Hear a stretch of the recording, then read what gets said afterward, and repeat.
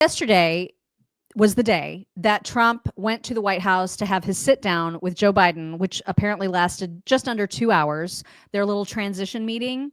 And the people, the staffers of the White House that waited outside just to get a glimpse of Trump arriving was crazy. And CNN reported about it. Here it is. As Caitlin was on, looking at that imagery, and it's really stunning. Those are Biden staffers. They're in the EOB. Some of them are lower level, some of them perhaps a little bit higher.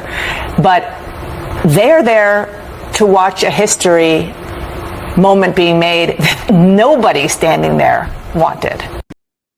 That's weird. Right? Those are Biden's people. I mean, yeah. And they're like, we really want to see Trump come in. It's just, that's indicative of everything that's going on. Now, the whole meeting was just so crazy yesterday. Oh my God, so crazy. So, they had their moment in front of the press pool where Joe Biden made his like official welcome. And that was even surreal, right? Yeah. I mean, like the handshaking and the happiness on their faces. Like, here's the moment. President-elect and former President. Thank you. Donald, congratulations. Thank you. And looking forward to having like we said, smooth transition. Do everything we can to make sure you're accommodated, what you need. And we're going to get a chance to talk about some of that today. So good. Welcome Thank you back. very much. And thank you very much. And politics is tough.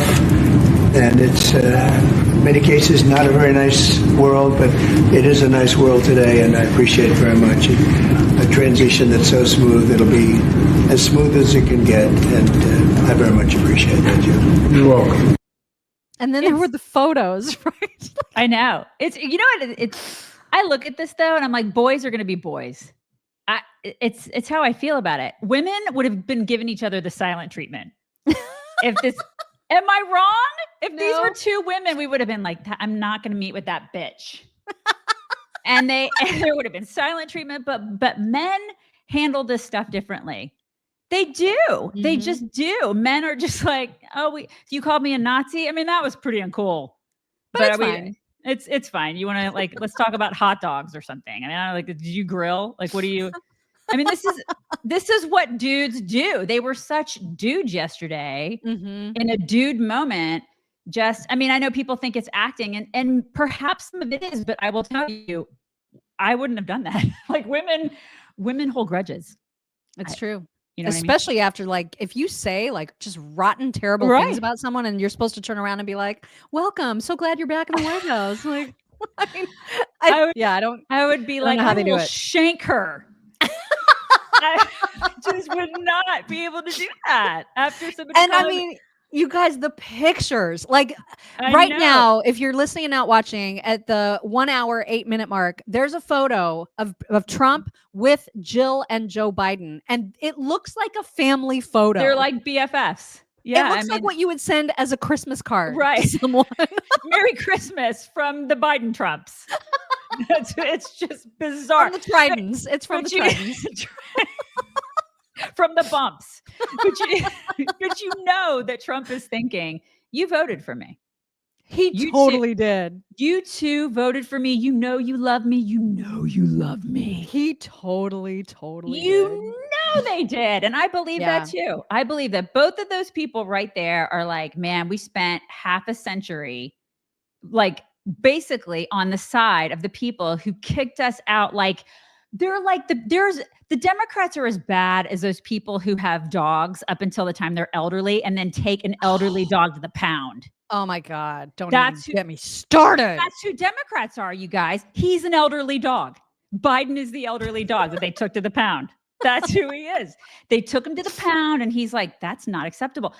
They voted for Trump. I'm convinced. You cannot convince me otherwise. Got to remind you about this miracle powder from Gosh.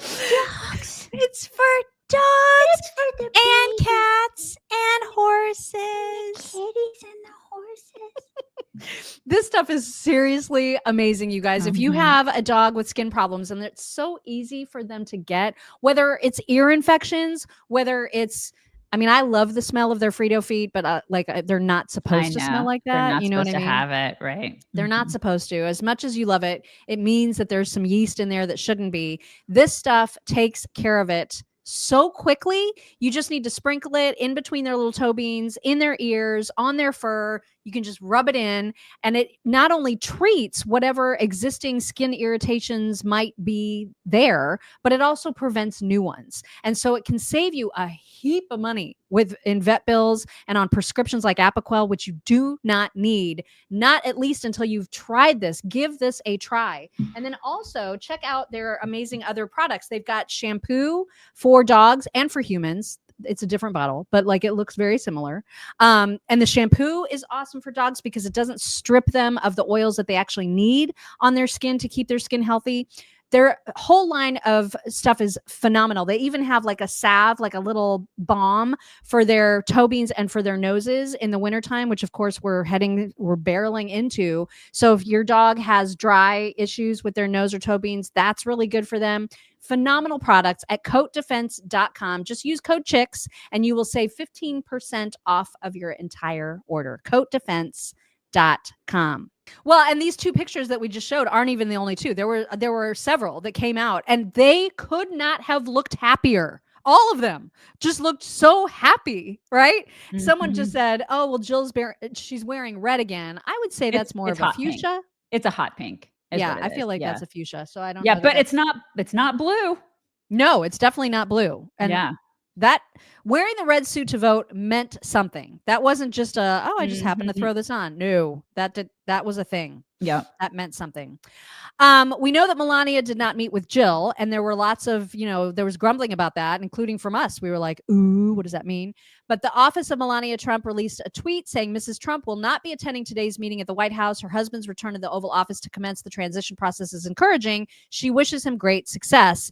In this instance, several unnamed sources in the media continue to provide false, misleading, and inaccurate information. Be discerning with your source of news. They're going to do that for the next 4 years. They're going to just continue to slam her and spread disinformation about her. This is what they do. Yeah. And then she won't get on the cover of Vogue. Oh, no, she won't be on the cover of anything. She's too good for the cover of Vogue. She is the cover of Vogue. Vogue wishes that they could be as stylish as Melania Trump. Yeah, she is like above the cover of Vogue. Mm-hmm. They wish. Also, a reporter asked KJP in the presser yesterday about whether or not Biden apologized to Trump for calling him all the names. And KJP, like, her brain broke at this question. It totally did. Could not deal. Here is how that went. In the meeting, we saw a unified front related to a transition in the Oval Office meeting. But a lot was said on the campaign trail, like Trump is a dangerous threat to our country and our democracy. Was there an apology today? I'm sorry? Was there an apology from President Biden for the words, some of the words used? An apology from the President Biden. To President-elect Trump for some of the words that was used on the campaign trail. Look. And I've answered this a couple of times about a threat to democracy in the past week. The president is going to always feel obligated to be honest with the American people. What? What he says still stands. Okay. And it's not just him. You heard this from former staffers. You've heard it from the former chief of staff, John Kelly, and others. You've heard it directly from the president-elect, the former president, about enemy of the people. Very, very clear. I've checked very clear. I've completely checked what out. We want to be also very clear about is the importance of listening to the will of the American people. Blah, blah, blah. These people are such liars. That's why you lost, KJP, is because you lie.